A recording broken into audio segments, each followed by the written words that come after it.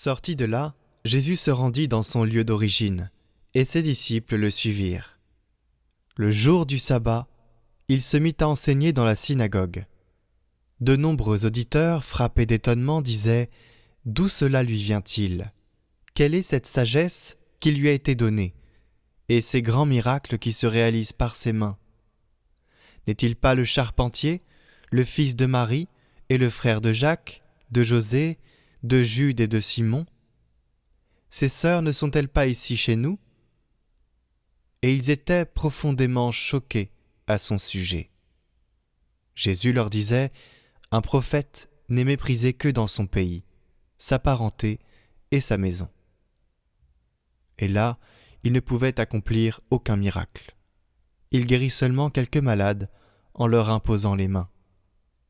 Et il s'étonna de leur manque de foi. Jésus parcourait les villages d'alentour en enseignant. Il appela les 12. Alors, il commença à les envoyer en mission 2 par 2. Il leur donnait autorité sur les esprits impurs, et il leur prescrivit de ne rien prendre pour la route, mais seulement un bâton, pas de pain, pas de sac, pas de pièces de monnaie dans leur ceinture. Mettez des sandales, ne prenez pas de tunique de rechange. Il leur disait encore, quand vous avez trouvé l'hospitalité dans une maison, restez-y jusqu'à votre départ. Si dans une localité on refuse de vous accueillir et de vous écouter, partez et secouez la poussière de vos pieds. Ce sera pour eux un témoignage. Ils partirent et proclamèrent qu'il fallait se convertir. Ils expulsaient beaucoup de démons, faisaient des onctions d'huile à de nombreux malades et les guérissaient. Le roi Hérode apprit cela. En effet, le nom de Jésus devenait célèbre. On disait « C'est Jean, celui qui baptisait.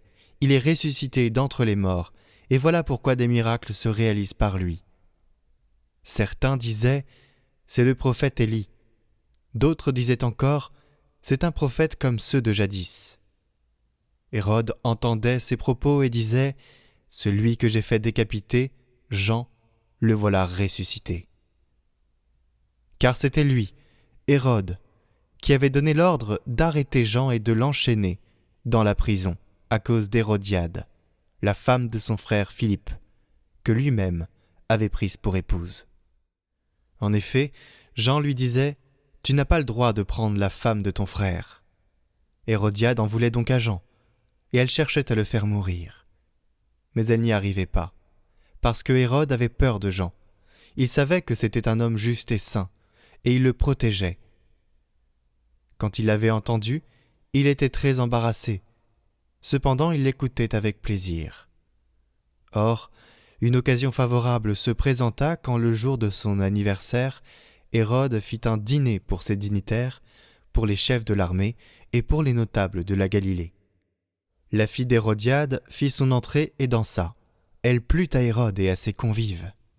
Le roi dit à la jeune fille « Demande-moi ce que tu veux, et je te le donnerai. » Et il lui fit ce serment.